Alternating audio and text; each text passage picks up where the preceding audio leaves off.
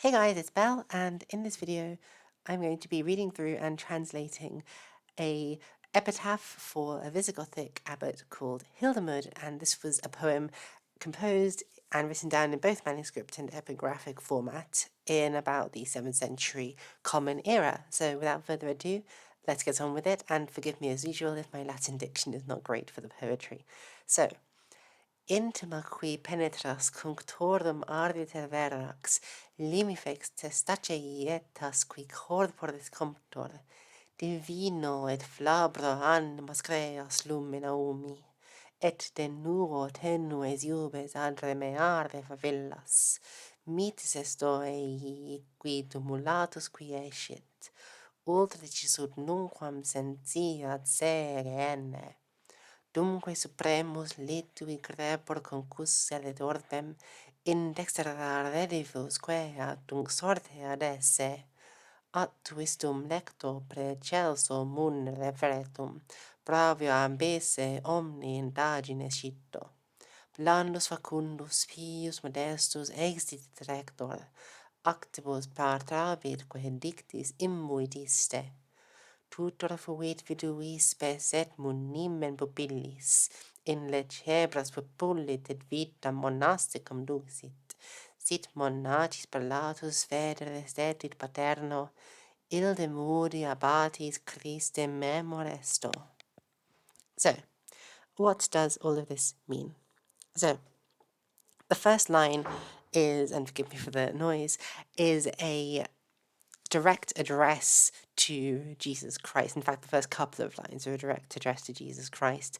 So he is addressed as the arbiter verax cunctorum, the true decider, the true arbiter of all things, qui penetras intima, you who penetrate intimate things, because of course Christ is meant to permeate all things in this world and ideally to have a relationship with humans. Limifex taceietas qui corporis comptor. The generation, the boundary-making generation, testacei qui corporis comptor, you who are the compiler, the orderer of a scaly body. This is perhaps referring to the Genesis, when God created the creatures of the sea, etc. Divino et flabro animas creas lumina humi.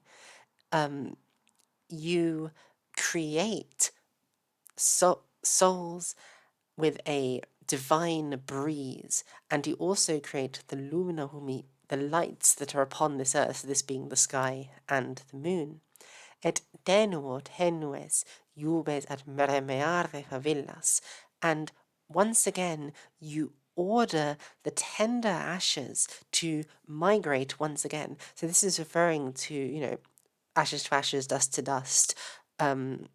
This is referring to the idea that a human being once dead turns into ash, but the power of God, the power of Christ, is able to command these ashes to migrate into the next world and to reach heaven. So these 4 lines are all addressing Christ and just sort of describing his qualities. Mitis esto ei, may you be merciful to him, ic qui tumulatus quiescit, the buried man who rests here. Ultricius et nunquam sentiat serene, so that he may never feel the savagery of vengeful Gehenna, which is sort of the Greek word for hell. Dumque supremus litui crepor concusset orbem, until the trumpet's supreme din, and this is a reference to the Apocalypse, the book of Revelation, of course, being a very famous and important book, particularly within the Visigothic kingdom, as can be seen by, goodness, I'm forgetting the name who wrote it now, but there was a very famous Visigothic priest who wrote a treatise on the Apocalypse. And if you remember the name of this priest, please write the comment in the description, because I've now forgotten and I feel a bit silly. Anyway, until the upper din of the trumpet shall shake the earth when the apocalypse comes, in dextera redivus queat tunc sorte ad esse. Having returned redivus in dextera, on to Christ's right side, queat, may he be able to in that time, tunc sorteadesse, to be present in the lot, basically in the group which has been chosen by fate. At tu istum lector precelsor munere fretum bravium ambisse omni indagine cito.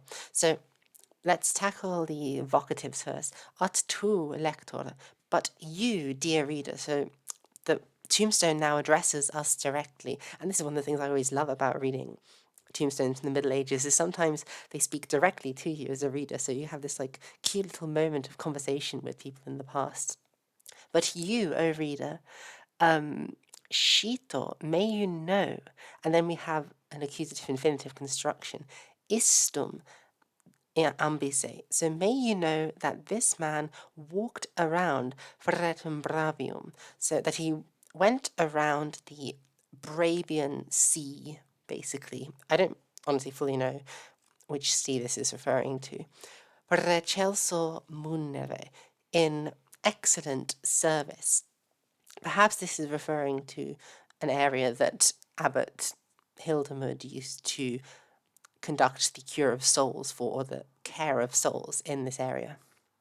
And so then the poem goes on to describe his qualities. Blandus facundus pius modestus. And his job, I suppose, was a rector. He was a leader. So he was a leader who was kind, blandus, facundus, capable, pius, pious, and modestus, which is modest. Actibus patrabit, quedictis imbutiste. Isse, this man, patrabit, he carried out those things which dictis imbuit, he sort of instilled in his pupils, presumably, by his sayings, actibus, in his actions. So he talked the talk and he walked the walk, basically, Abbot Hildemund.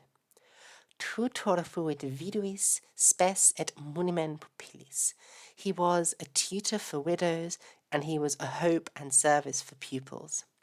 In lecebras pepulit, he drove away unholy thoughts, et vitam monasticam duxit, and he led a monastic life. Sic monachis prelatus, thus as a leader to the monks, federe stetit paterno, he stands in a paternal arrangement. Hildemudi abbatis Christe memoresto. So Christe is vocative, so it's directly addressing Christ one last time. So it's, O Christ, memoresto, may you be mindful, or may you be remembering of Hildemudi abbatis, of Abbot Hildemund. So there we go. This is some pretty interesting Visigothic poetry. Some of the words here are a little bit unusual, which shows the Visigothic preference for occasionally obscure vocabulary in their poetry, which is more a tendency of earlier Visigothic literature than later on. So we have words like limifex and testacei, which are a bit unusual, and words like se, gaene. But for the most part, this is fairly standard and a rather interesting poem where we can see how the Visigoths would commemorate their clergy in death. If you enjoyed this video and you would like me to teach you Latin or any of the other languages that I do here in this channel, you can subscribe to my Patreon, which will be linked in the description of this video. You can also join my Discord server, where I tend to post these glosses as tidbits before I turn them into videos, so you can get early access to them there. And until next time, thank you guys so much for watching, and I hope you have a nice day. Bye everyone!